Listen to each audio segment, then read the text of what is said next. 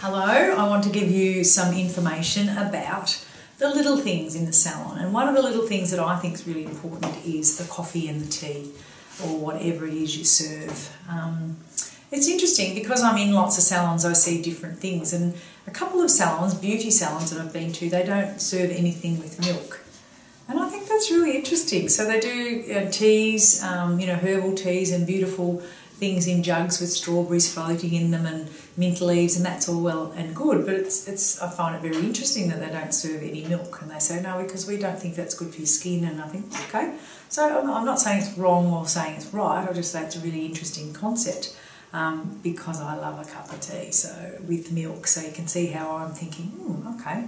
Others, get coffees in from next door, that they have a relationship with a coffee shop, a partnership. Others make it there themselves, and I love the way sometimes they're presented, all sorts of things. But I think it's really nice to spoil someone. And, the tea and coffee is also a sale. Although there's no money changing hands, I think it's a good way to practice. And this happened to me recently when the owner of the salon said to the staff member, did you ask her for a coffee? And she said, oh, I did, she didn't want one. And he said, well, go and sell it to her, tell her how good it is. And she came back, she said, yeah, she's going to have one. And I thought, it's a good little tool to practice what it is you're doing. So she'd gone back and said, look, we make a lovely latte here. It's not, a machine one, we make it ourselves. And so the lady said, oh, that'd be nice. I was a little concerned it might be watery and cold. And I thought, isn't that interesting that we have a reputation for watery and cold coffee? So if you don't serve a watery and cold coffee, tell everybody that you offer a hot drink too.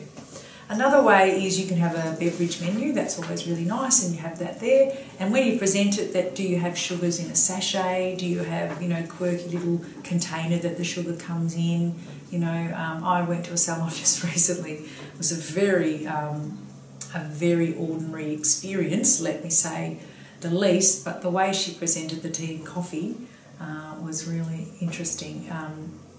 Teapot, not enough tea leaves, tea was cold, the coffee cup was grubby, and I just thought, wow, I didn't really want to have it. But unfortunately, that was a representation, and I think, well, if that's what you're presenting, I hate to think what's going on out the back. So perhaps get someone to critique it for you. A nice way to keep your cups really crisp is fill the sink up with hot soapy water and put a tablespoon of White King and soak them overnight. And it's really gentle, and it'll just take away those irky tea stains which are hard to get rid of. I learnt this from a cleaning lady, Carmen, many years ago. Or you can throw all the teaspoons in as well. You know how they get that yucky brown, and that really comes up nice. You can just pop them in a bucket on the floor, do it last thing at night, come back in the morning, and all your white cups are sparkling white. And this is the attention to detail that the general public see, so it's really important to get that right. So think about your coffee and your tea as your way of saying thank you for choosing my salon,